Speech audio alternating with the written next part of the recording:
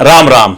जिन माता पिता की भी कन्या संतान होती है वह माता पिता चाहते हैं कि उनकी बच्ची अपने ससुराल में जाकर सुख भोगे, राज करे और जीवन में किसी प्रकार का कष्ट उसे ना आए। ऐसा करने के लिए योग्य वर की तलाश की जाती है या फिर बच्ची को भी अच्छी तरह से शिक्षित किया जाता है ताकि वह जीवन में सुख पा सके। लेकिन कई बार ग्रहों की ऐसी परिस्थितियां देखने को मिलती हैं जिसके कारण कन्या के जीवन में कष्ट आ जाते हैं। विवाहिक जीवन अच्छे ढंग से नहीं चल पाता, सास ससुर ननद और पति से विचारिक मतभेद रहते हैं या फिर सारा जीवन विचारिक मतभेद में ही गुजर जाता है या फिर तिरस्कृत होती है कन्या संतान किसी वजह से जिसके कारण उसका विवाहिक जीवन अच्छा नहीं चल पाता। तो वह माता पिता जिनकी कन्या संतान है अपनी कन्या संतान को ये कह दें, जो मैं उपाय आपको बताने जा रहा हूं वह करने शुरू कर दें। अगर शादी नहीं हुई तो आने वाले भविष्य में अच्छा ससुराल मिलने की संभावनाएं बढ़ जाती हैं। और अगर शादी हो चुकी है, कष्ट में है, तो भी ये उपाय करें, इससे लाभ होता है।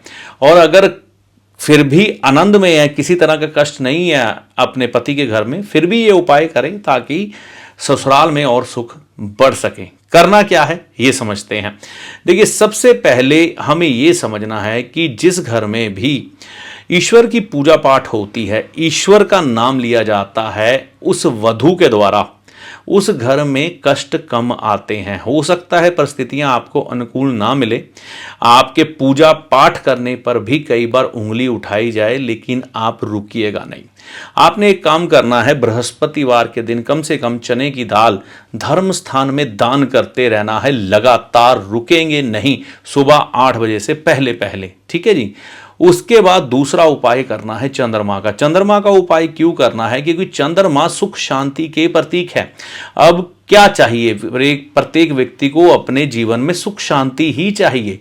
तो सुख शांति के प्रतीक चंद्रमा है, यानी कि शांति के प्रतीक चंद्रमा है, शांति रहे आपके घर में। तो दूध का दान आपने धर्म स्थान में करते रहना है, ठीक है। मंडे के दिन करते रहें, बहुत बढ़िया होगा।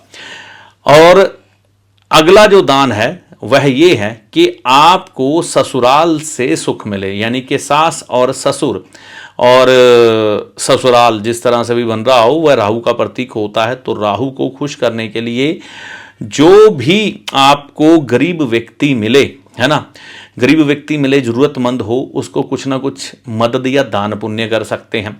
सफाई सेवक जो आपके घर में कई बार कूड़ा कलेक्ट करने आते हैं, उनको चाय पत्ती दे सकते हैं, चाय पिला सकते हैं, खाने पीने की वस्तु दे सकते हैं, जलेबी गुलाब जामुन, यानी कि अच्छे से उनकी सेवा करें। इससे भी आपके ससुराल के सुख आपकी तरफ बढ़ने शुरू हो जाते हैं।